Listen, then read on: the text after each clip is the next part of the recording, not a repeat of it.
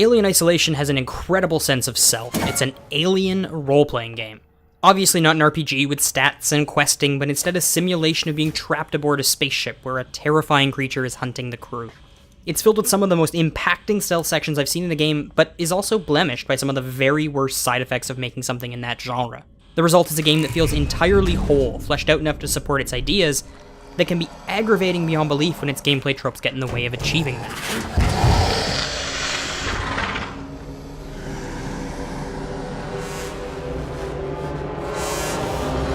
What makes the game's suspense so effective is its interplay between patience and urgency, which is of course at the core of what makes the film Alien work so damn well to begin with. Just like the movie, Isolation isn't exactly frightening, but it's brimming with suspense. In it, you play as the engineer Amanda Ripley, Ellen Ripley's daughter, who's been stranded aboard the Sevastopol, which is, for all intents and purposes, just a much larger version of the Nostromo. If you've seen the film, you know that the 1970s-style spaceship is constantly humming and clacking with the sounds of you and whatever else is lurking in the halls and ceilings. When everything comes together, the game's able to conjure up moments where the whole ship feels alive, even when you're completely alone, and simultaneously too quiet when you know that you aren't. By a stroke of genius or dumb luck, Alien Isolation manages to have regular encounters without ever giving up the notion that Ripley is in danger. For starters, this is because the game is willing to take breaks from enemy encounters, but also because the game scarcely gives you any indication of how it wants you to deal with conflicts. Unlike so many other games that give you specific kinds of resources right around the time you're expected to use them, supplies are almost always scarce aboard the Sevastopol. I'm not saying that Alien Isolation never shows its hand, but it's much better about making you second guess how you should use your items than other survival horror games.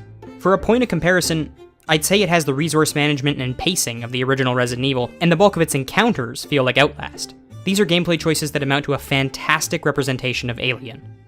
Where all of this starts to fall apart is when you're forced to repeat a section one too many times. It's a fairly difficult game. If you're spotted by an enemy, chances are good that you're done for.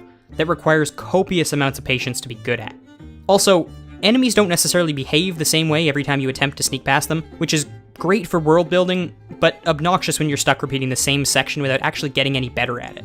These issues are made worse by long load times on consoles and a complete lack of checkpoints in general. It's upsetting because these are mostly sections that could have been fixed by adding an extra save point or scaling back the number of adversaries in a room. The quiet claustrophobia of Alien Isolation is exceedingly good at breeding anxiety. It is a very long game and it has its problems, but more often than not, it's a patient title that happens to do well by its source material. Stepping into Ripley's shoes is the constantly stressful experience that it ought to be, and Creative Assembly deserves high praise for building something that can so deftly have its players experience the horror of being hunted.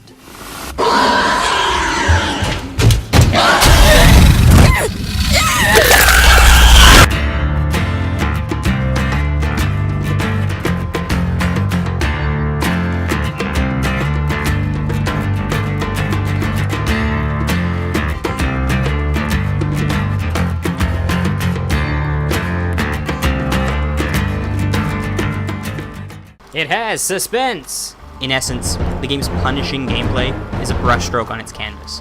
Romance! I do it a little naked. I do it without clothes on. Adventure! Sometimes it's easy to forget how modern Hideo Kojima games tend to be. Laughter! Telephone conversation. He doesn't even dial. It's been a long time since you used a rotary telephone, huh? All opinions, all in progress. Castle Couch.